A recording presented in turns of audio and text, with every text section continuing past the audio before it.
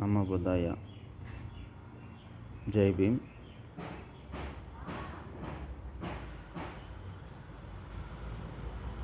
ஒரு மனிதனுக்கு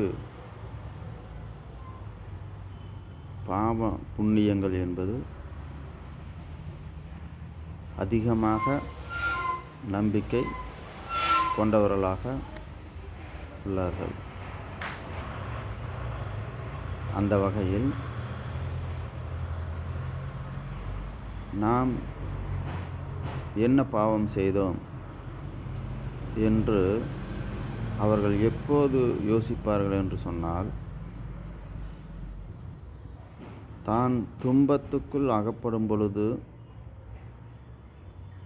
அதை துன்பத்திலிருந்து வர முடியாத ஒரு காலகட்டத்தில் அப்பொழுதுதான் அவர்கள் யோசிப்பார்கள், நாம் என்ன பாவம் செய்தோம், நாம் இந்த அளவுக்கு நாம் கஷ்டப்பட துன்பத்தில் சிக்க வேண்டிய அவசியம் என்ன, கடைசியில் எங்கே போய் முடியும் என்று சொன்னால் அது நம் தலையில் எழுதப்பட்ட விதி என்கின்ற அடிப்படையில் அவர்கள் முடிப்பார்கள். அத்தோடு முடியுமா, அதிலிருந்து வெளிவர முடியுமா என்றால் கிடையாது. அந்த விதியிலிருந்து தப்பிப்பதற்கு பல வகையான மூட நம்பிக்கைகளை பயன்படுத்தி நாம் செயல்படும் பொழுது நம்மளுடைய அறியாமையை பயன்படுத்தி பிறர் சுகபோக வாழ்க்கை வாழ்வதற்காக பயன்படுத்தி கொள்கிறார்கள். இதற்கெல்லாம் காரணம் நாம் விழிப்பு இல்லாதது காரணம்தான். ஏன் துன்பத்தில் அகப்பட்டோம், நாம் என்ன பாவம் செய்தோம் என்று சொன்னால், ஒரு வயோதிகர் ஆன பிறகு தன்னுடைய குழந்தைகள் அவர்கள் வளர்ந்து நல்ல ஒரு ஊதியம் பெறக்கூடிய ஒரு தகுதிக்கு திருமணம் செய்து வைத்து, அதன் பிறகு பெற்றோர்களை பாதுகாக்க முடியாமல் அவர்களை வெளியேற்றுவதும் முதியோர் இல்லத்துக்கு அனுப்பி வைப்பதும் இதுபோன்ற நிகழ்வு அதிகபட்சமாக நடந்து கொண்டிருக்கிறது. படித்தவர்கள் மத்தியில் இது அதிகமாக காணப்படுகிறது. படிக்காத ஏழ்மையான வசதி வாய்ப்பில்லாத மக்கள் மத்தியில் பெரியவர்களுக்கு திட்டிக் கொண்டாவது தன்னுடைய வீட்டில் வைத்து காப்பார்கள். இதுக்கெல்லாம் காரணம் என்ன? இந்த குழந்தைகளுக்கு நீங்கள் பாவம் செய்த விளைவே உங்களை பழிதீர்க்கப்படுகிறது. துன்பங்கள் எங்கிருந்து உருவாகும் என்று சொன்னால் உன்னிடத்தில் இருந்து தொடங்கும் என்பதை பகவான் புத்தர் நமக்கு நினைவு ஊட்டுகிறார். நான் எனது குழந்தைகளை நல்ல முறையை தானே படிக்க வைத்தேன், நல்ல வளர்த்தேன், நல்ல முறையை படிக்க வைத்தேன், அவர்களுக்கு நல்ல பணியை வாங்கி கொடுத்தேன், நல்ல திருமணத்தை செய்து வைத்தேன். என்றாலும் என்னை ஏன் வெளியேற்றப்பட வேண்டும் என்கின்ற ஒரு சிந்தனை அவர்கள் மத்தியில் நிறைவேறும். ஆனால் அவனிடத்தில் தம்மத்தை நீ நினைவுபடுத்தப்படவில்லை, அவர்களுக்கு தம்மத்தை பற்றி சொல்லிக் கொடுக்கப்படவில்லை, தம்மத்தின் வழியை அவன் வாழ வைக்க நீங்கள் கற்றுக் கொடுக்கப்படவில்லை என்பதுதான் அதனுடைய சாராம்சம்.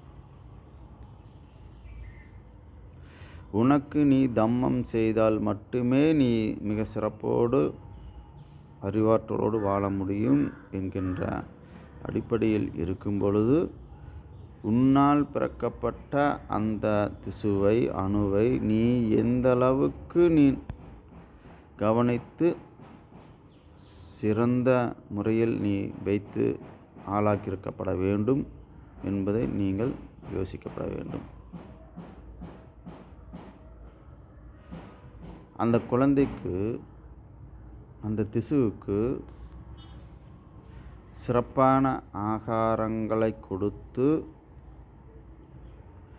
தம்மத்தின் வழியே அவர்களை வளர்த்து எடுத்து இருந்தால் அவர்களுக்கு நல்ல அறிவும் நல்ல ஞானமும் கிடைக்கும். பெரியோர்களை, முன்னோர்களை நாம் எப்படி வணங்க வேண்டும் என்பதை அவர்களுக்கு நாம் கற்றுக் கொடுக்காத காரணத்தினால் இது போன்ற நிகழ்வுகள் ஏற்படும். பகவான் புத்தர் புத்தம் சரணம் கச்சாமி, தம்மம் சரணம் கச்சாமி, சங்கம் சரணம் கச்சாமி. ஒவ்வொரு பெற்றோர்களும் தம்மம் புத்தம் சரணம் கச்சாமியை மறந்து விடுகிறார்கள். ஒவ்வொரு பெற்றோர்களும் தம்மம் சரணம் கச்சாமி சொல்லிக் கொடுப்பதை மறந்து விடுகிறார்கள். ஒவ்வொரு பெற்றோர்களும் சங்கம் சரணம் கச்சாமி என்பதை சொல்லிக் கொடுக்க மறந்து விடுகிறார்கள். அதை நாம் செய்து கொண்டு இருந்தால்தானே அவர்களுடைய குழந்தைகளை நீங்கள் சொல்லிக் கொடுக்க முடியும், தெரியும். எதற்காக புத்தம் சரணம் கச்சாமி? புத்தம் என்பது புத்தர் அல்ல, முழு நிர்வாணம் ஆனவர்கள், முக்தி அடைந்தவர்கள், ஞானிகள், மகரிஷிகள். இவர்களெல்லாம் இந்த சமூக வளர்ச்சியை நோக்கி அவர்கள் சொன்ன வாக்கியங்கள் தான், போதனைகள் தான். அதை நாம் பின்பற்ற நாம் மறந்துவிட்டோம். பெற்றோர்களை மதிக்கப்பட வேண்டும். புத்தம் சரணம் கச்சாமி என்று சொன்னால் பெற்றோர்களை மதிக்கப்பட வேண்டும், வணங்கப்பட வேண்டும். ஆசிரியர் பெருமக்களை வணங்கப்பட வேண்டும். நம்முடைய உறவுகளை மதிக்க கற்றுக்கொள்ள வேண்டும். ஆக முன்னோர்களை நாம் வணங்கியிருந்தால் நம்மளுடைய பெற்றோர்களை அவர்கள் வணங்குவார்கள். நாம் வணங்கியிருந்தால் நம்மளுடைய குழந்தைகள் நிச்சயமாக நம்மளை வணங்குவார்கள்.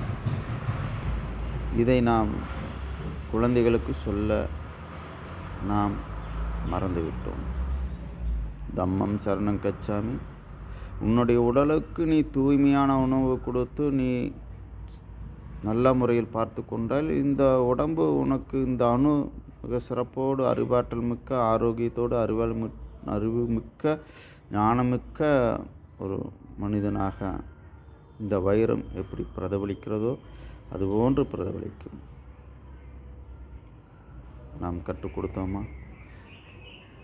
கண்ட பொருட்களை கடை வீதியில் விற்கக்கூடிய ரசாயன பொருள் மிக்க அனைத்து உணவுகளையும் சுவையாக இருக்கிறது என்பதற்காக அந்த குழந்தைகளுக்கு ஊட்டி ஊட்டி வளர்த்தி அந்த தம்மத்தையே மறந்து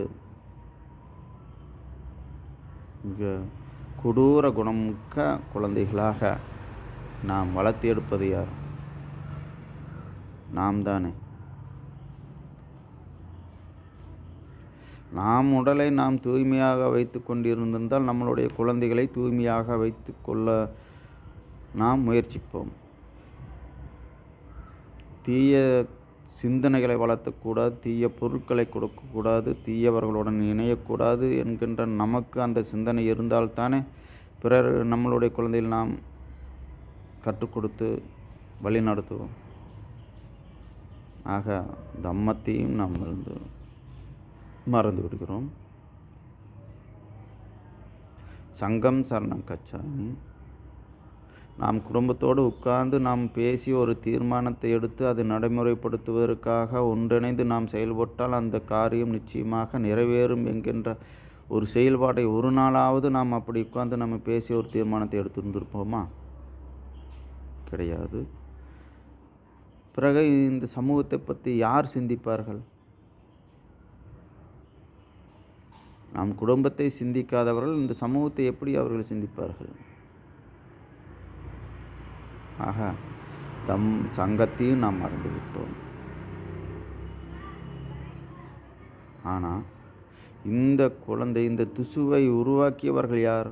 நாம் தானே. அந்த திசுவை எந்த அளவுக்கு அவர்களை நல்லறிவு, நல்ல ஞானத்தை கொடுத்து வளர்த்தெடுக்க வேண்டிய பொறுப்பு பெற்றோர்களுக்கு இருக்கும் பொழுது, அந்த குழந்தைகளுக்கு நீங்கள் அந்த வலியினை நீங்கள் ஏற்படுத்தாத காரணத்தினால் அந்த குழந்தைகளை நீங்கள் பாவம் செய்து இந்த வலிக்கு நீங்கள் நிர்பந்தித்துள்ளீர்கள் என்பதுதான் பொருள். நீ வளர்த்து எடுத்ததன் அடிப்படையில் தான் அவர்கள் திருப்பி பேசுகிறார்கள். வளர்த்த மாடு மார்பில் பாயும் என்பது என்ன பொருள்?